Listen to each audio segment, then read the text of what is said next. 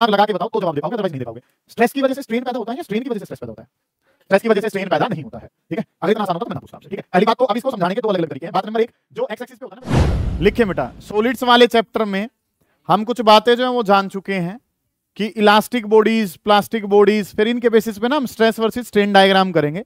कुछ basic terms हैं जिनके बारे में एक बार मैं बता देता हूं, आप ध्यान से समझेंगे और फिर जो है वो आप इनको लिख लेंगे और मैं अगला काम जो है वो करवा दूंगा, स्ट्रेस वर्सेस स्ट्रेन डायग्राम जो पेपर में आना ही आना होता है। तो पहली हेडिंग जो है वो डालेंगे इलास्टिसिटी, हेडिंग डालें इलास्टिसिटी। मैं बता चुका हूं आपको इलास्टिसिटी क्या थी।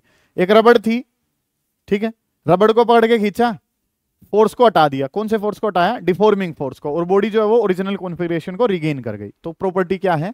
इलास्टिसिटी। अगर वो ओरिजिनल पे ना आ पाती तो प्रॉपर्टी का नाम क्या है? प्लास्टिसिटी। इस तरीके से चीजें जो है ना वो हम जानते हैं। लिखना शुरू करेंगे बात नंबर 1 में। If a body regains its original size, if a body regains its original size and shape, regains its original size and shape after removal of, regain its original size and shape after removal of deforming force, after removal of deforming force is said to be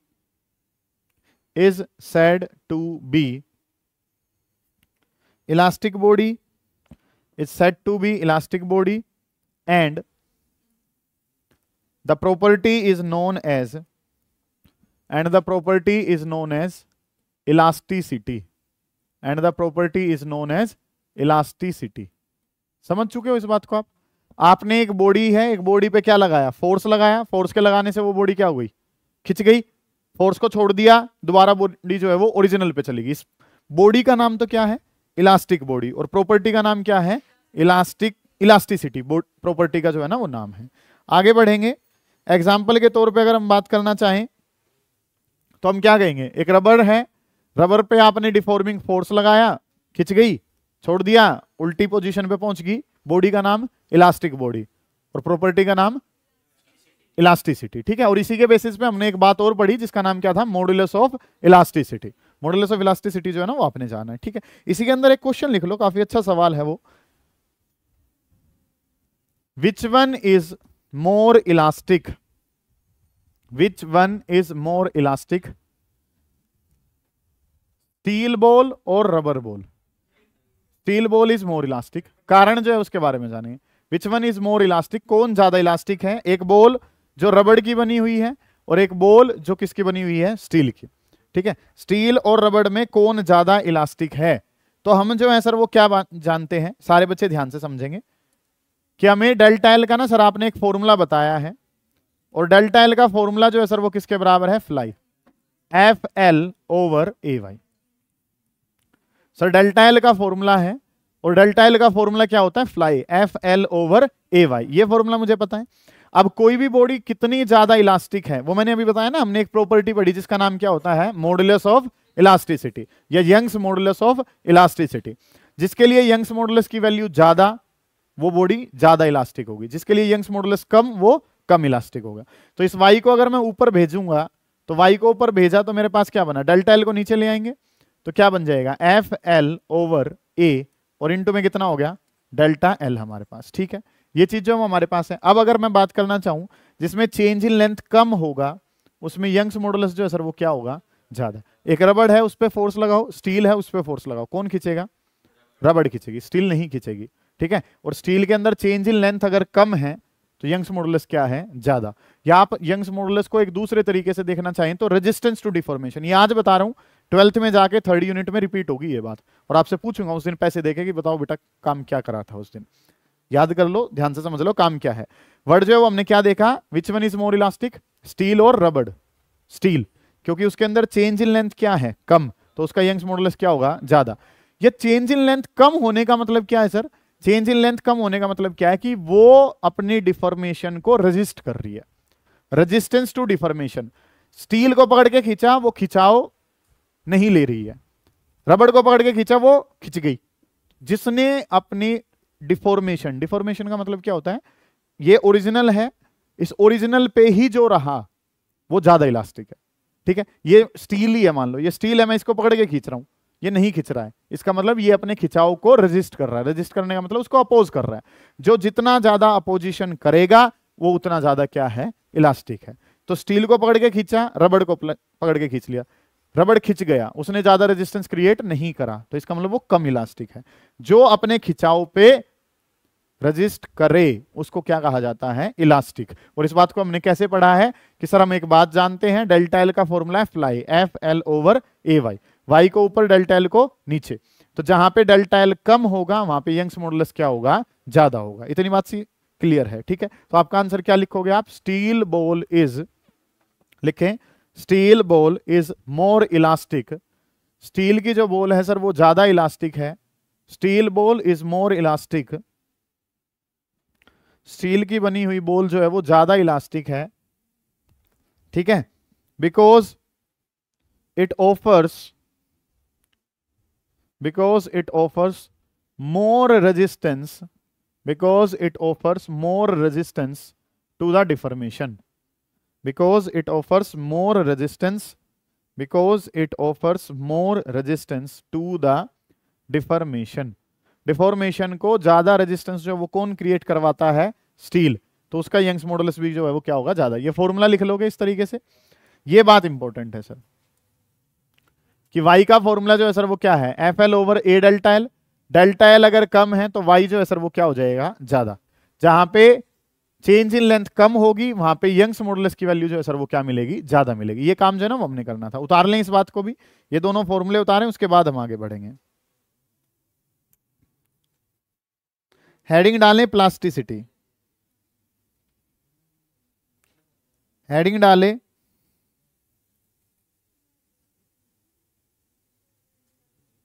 plasticity. If a body, plasticity में क्या लिखोगे कि आपने force हटा दिया, body original configuration को regain नहीं कर पाई है, तो ये जो प्रॉपर्टी है वो प्लास्टिसिटी है। लिखेंगे if a body does not regain, if a body does not regain its original size, if a body does not regain its original size, does not regain its original size and shape and size even after removal of deforming force, even after removal of deforming force is said to be plastic body, is said to be plastic body, and the property is plasticity, and the property is plasticity। ठीक है, plasticity पता चल गया है, ये पता चल गया आपको, सारी चीजें जो है वो समझ में आ रही हैं, यहां तक का काम जो है ना वो आपने कर लिया। ठीक है, known as plasticity, property is known as plasticity. एक बात नोट बना के लिख लो, नोट करके एक बात लिख लेंगे कि ना तो कोई परफेक्टली इलास्टिक है ना कोई परफेक्टली प्लास्टिक है, एक लिमिट में काम हो रहा होता है सारा। लिखें नो बॉडी इज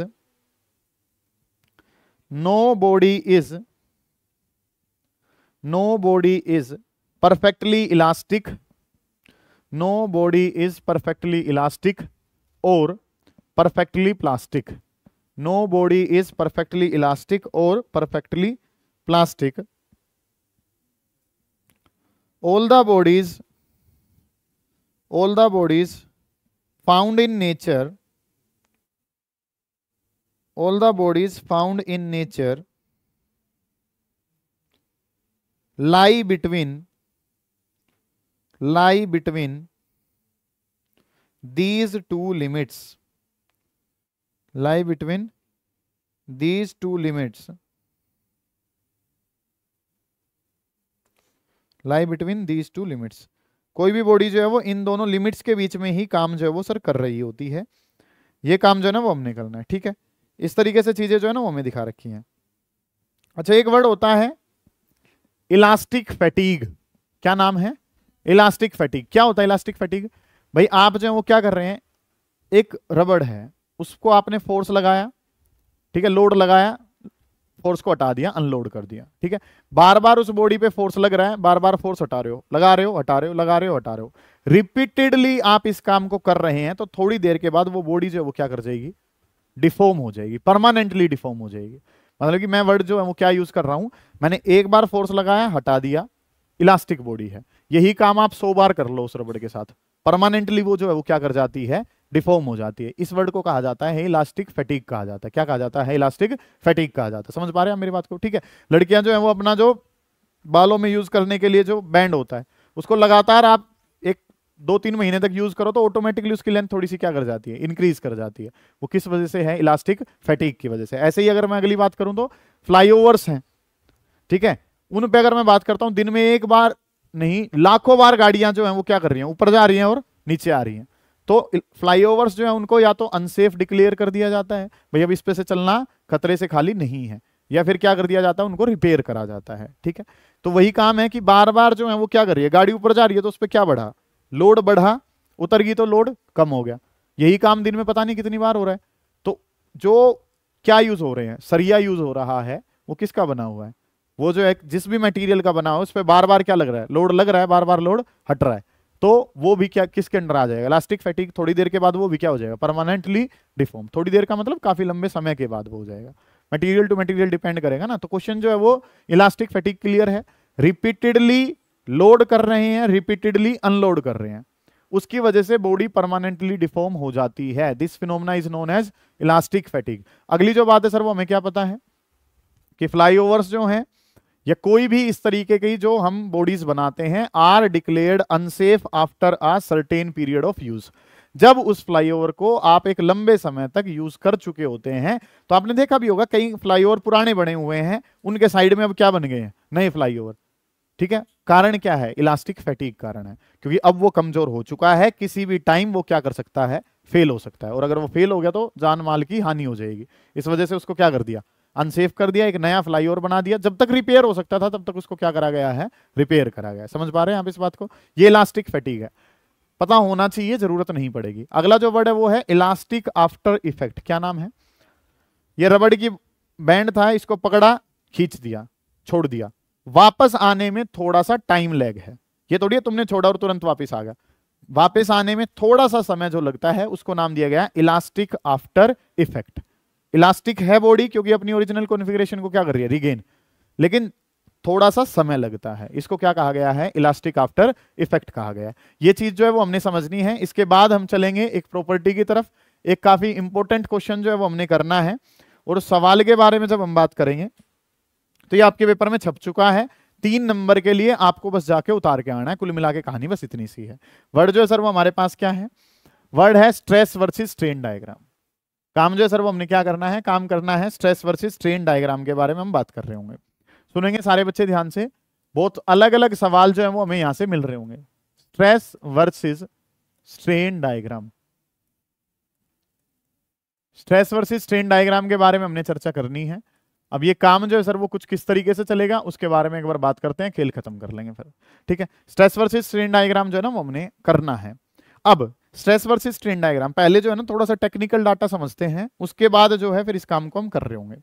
बात नंबर 1, जो पहले लिखा गया है सर वो आता है वाई एक्सिस पे, और जो बाद में लिखा गया है सर वो कहां पे आएगा, एक्स एक्सिस पे, ठीक है। तो मतलब कि मुझे स्ट्रेस वर्सेस स्ट्रेन डायग्राम अगर बनाना है, ये बात भी हमारी 12th में बार बार इस्तेमाल करी जाएगी कि अगर मैं एक ग्राफ बनाना चाहता हूं जिसको मैंने कैसे लिखा है, स्ट्रेस वर्सेस स्ट्रेन डायग्राम, तो जो पहले लिखा गया है वो ये शिका कहां पे आएगा, वाई एक्सिस पे, और जो बाद में आया है सर वो कहां पे आएगा, एक्स एक्सिस पे।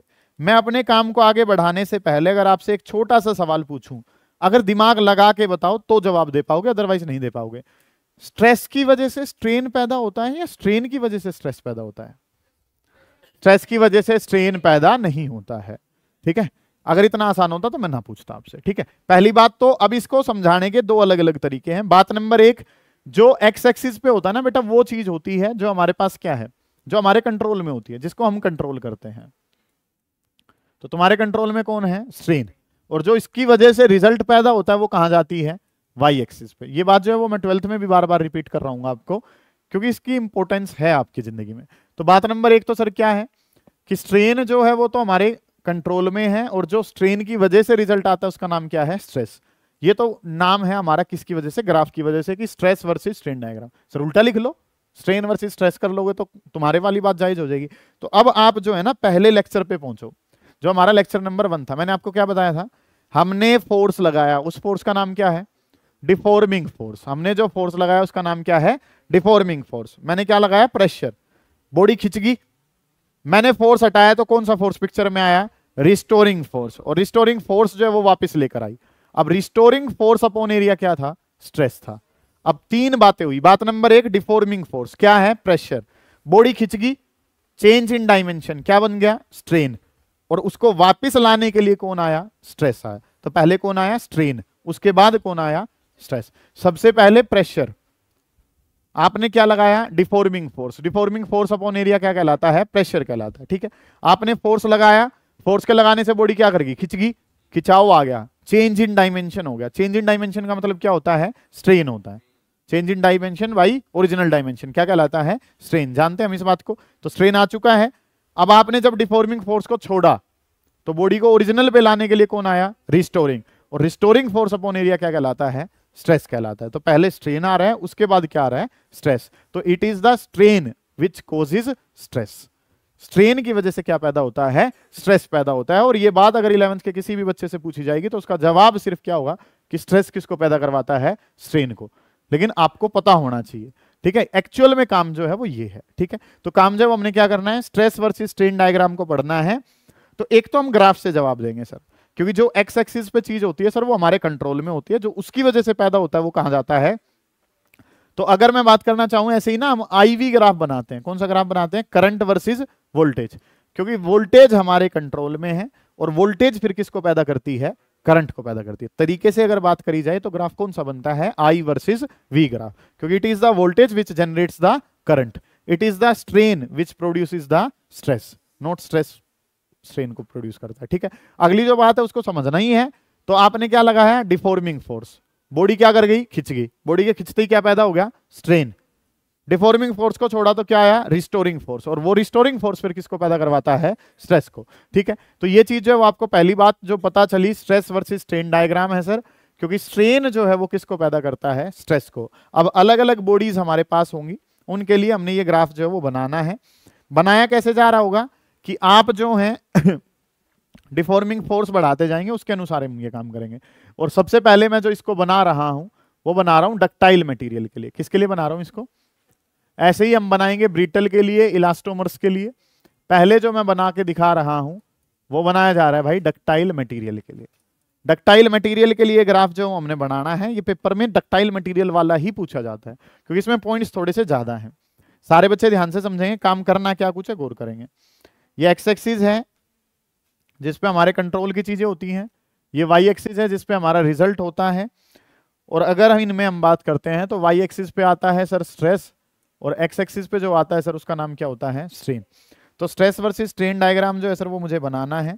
और जब इस डायग्राम को हम बनाने के लिए चले, किस मटेरियल के लिए, डक्टाइल मटेरियल के लिए, तो चीजें जो है सर वो कुछ कैसे होंगी। डक्टाइल मटेरियल जो है, जानते हैं डक्टाइल मटेरियल क्या होता है, ठीक है, ब्रिटल का अपोजिट जो है। ठीक है, मतलब कि आप जो है ब्रिटल मटेरियल पे फोर्स लगाएंगे वो जल्दी टूट जाएगा। डक्टाइल वाला जो है आप उसको तोड़ने की कोशिश कर रहे हो वो वायर में खिंच जाएगा, इतनी आसानी से वो नहीं टूटता है। ठीक है, तो इस तरीके से काम जो है ना वो डक्टिलिटी वाली प्रॉपर्टी के बेसिस पे। तुमने क्या करा, तुमने बॉडी जो है यहाँ पे स्टार्टिंग में बॉडी जो है वो किस पे थी, इस ओ लोकेशन पे थी, ओरिजिनल लोकेशन ये है। आपने जो वो क्या करा, बॉडी पे लोड बढ़ाना शुरू करा, तो बॉडी के अंदर क्या बढ़ता चला जाएगा, स्ट्रेन। ठीक है, इस तरीके से काम जो है बॉडी के अंदर हुआ, यहां तक जो बॉडी है, फिर जो है इस तरीके का जो नेचर है ना, ये काम जो है ना वो मिलने का आपको। डक्टाइल मटेरियल तो चलो है, इसको तो बाद में लिख लेंगे हम। इस तरीके से ग्राफ जो है ना सर वो हमारे पास चलता है। क्या मतलब है इस बात का, इसके बारे में हम जानना चाहते हैं सर। ये ग्राफ जो है ना वो आपने समझना है, इस तरीके से ही ग्राफ जो है वो पेपर में बना के आपने आना है। इसमें टोटल ना 6 पॉइंट अब मैं दिखा रहा हूं। एक जो पॉइंट है वो है सर ये ए जो पॉइंट है ये है बी, फिर जो नाम है सर वो है सी, एक नाम जो है सर वो क्या है डी, एक जो नाम है सर वो है ई, और एक जो नाम है सर ये है एफ। ध्यान से समझेंगे काम करना क्या कुछ है। ठीक है, गौर कर रहे होंगे कि चीजें जो है वो ये क्या क्या जो है वो बनी है।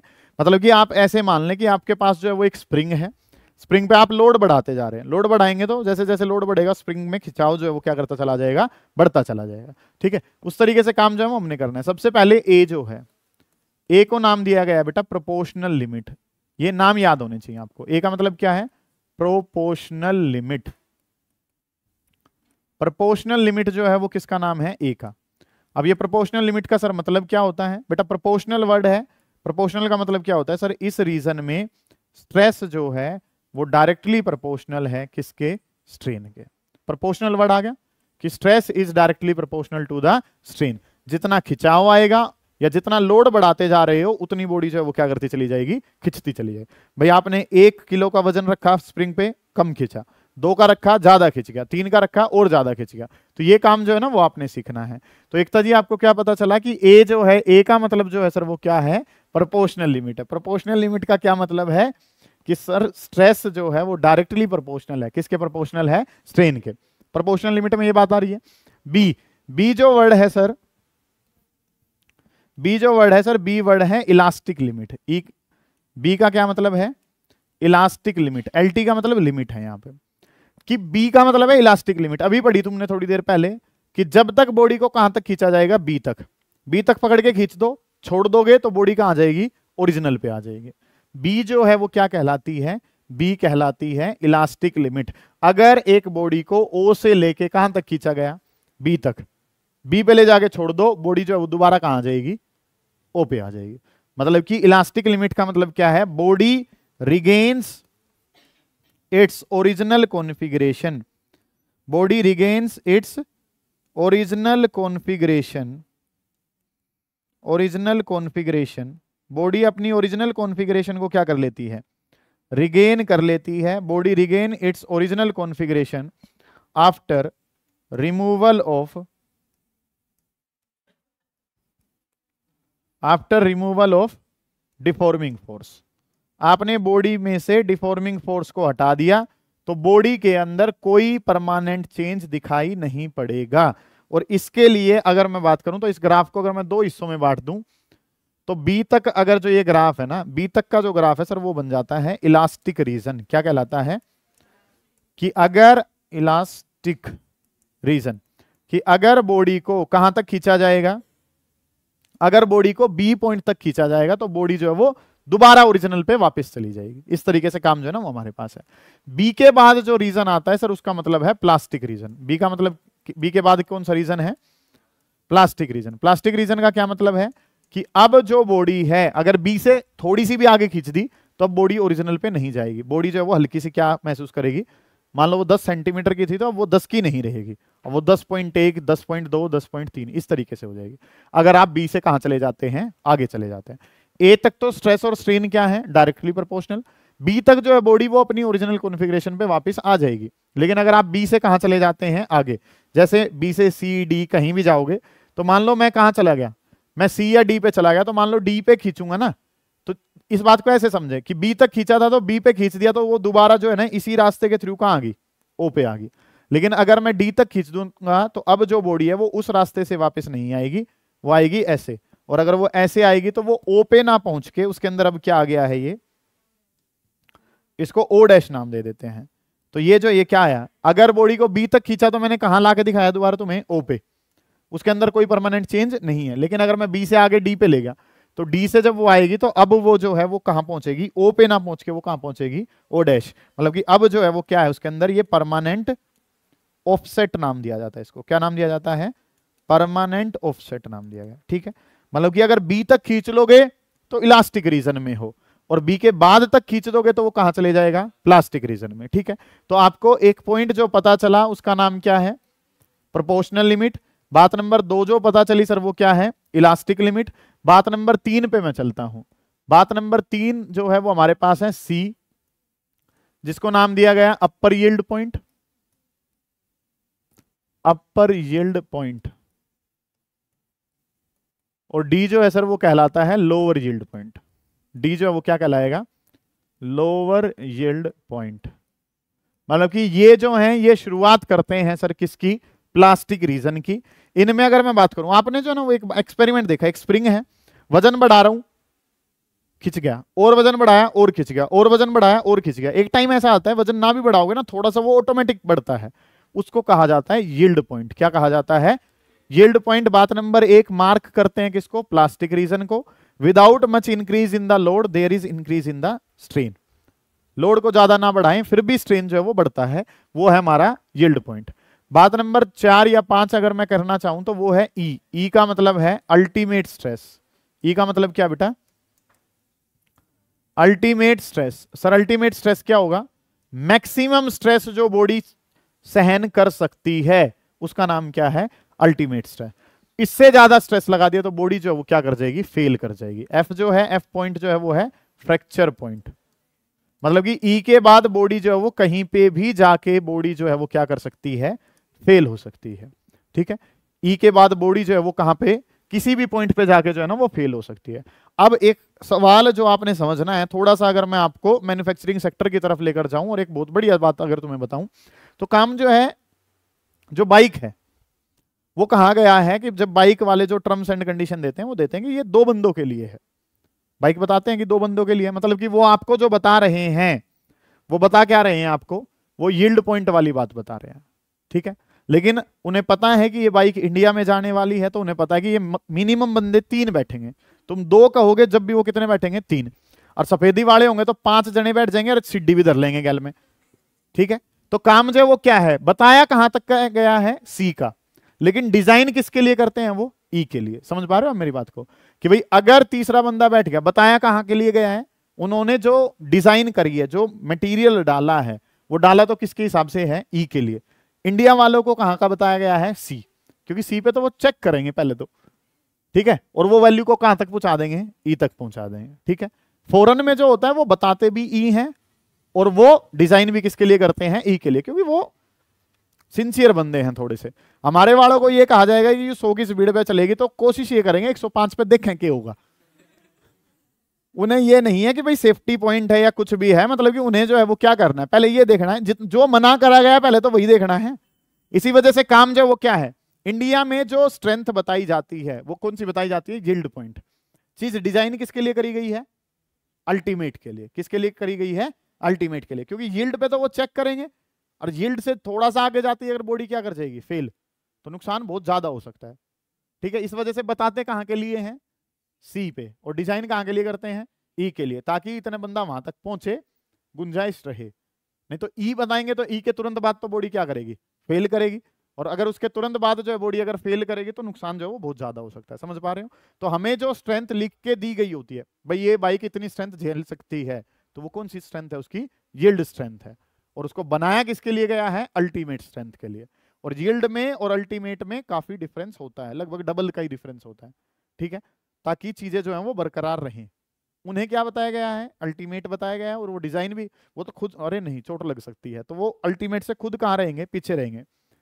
उनके अंदर जो मतलब कि सिस्टम है उनका क्या है? भाई जो कहा गया है उससे पीछे रहो। हमारे मेट्रो स्टेशन पे साफ लिख रहा है कृपया करके पीली रेखा से पीछे खड़े रहें। सारे जाकर पहले उसके आगे जाकर नू देखेंगे कितनी, अरे एकदम आगे खड़ी हो जाएगी वो, जब आएगी तो पता चलेगा ही। ठीक है, तो इस तरीके से चीजें जो हैं वो हैं, मतलब कि जो कहा गया है बस उससे पीछे रहें, नो आगे चल के देखो आगे की है। सिंपल सी बातें जो है ना वो इस तरीके से हैं। हर मंदिर में लिख रहा है नु फोटोग्राफी करना सख्त मना है। सारे फोन लेगा नु नो देखेंगे क्या करेंगे ये मंदिर वाले, फिर मंदिर वालों ने मार दिए। जब मंदिर में ऐसा हो रहा है तो और कहाँ होगा? तो मतलब जो चीज मना करी गई है उसे तो एक बार ट्राई करेंगे। ठीक है, स्पीड ब्रेकर किस नाम के बनाए गए? स्पीड को ब्रेक करने के लिए बनाए गए। वो मिस्त्री जो है वो थोड़ा सा सामान अगर छूट जाता है हमारा, मतलब कि मसाला कम रहेगा तो हल्का साइड में जगह छोड़ दे, सारे वहीं ने जाएंगे। स्पीड को ब्रेक नहीं करेंगे कि भाई अगले ना पर्पज क्या है, भाई कोई स्कूल है कुछ है। तो ये जो है ये हमारे क्या है? Stress versus strain diagram. ये किसके लिए बनाया गया है? कौन सी बॉडी के लिए बनाया गया है? डक्टाइल के लिए। अगर यही काम जो है वो किसके लिए बना के दिखाया जाए तुम्हें? ब्रिटल के लिए। तो यहाँ पे स्ट्रेन है और यहाँ पे जो है सर वो क्या है? स्ट्रेस है।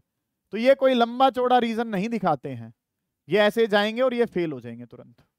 ठीक है, मतलब कि उन्होंने क्या दिखाया? एक बहुत बड़ा प्लास्टिक रीजन दिखाया है। कौन सो ने?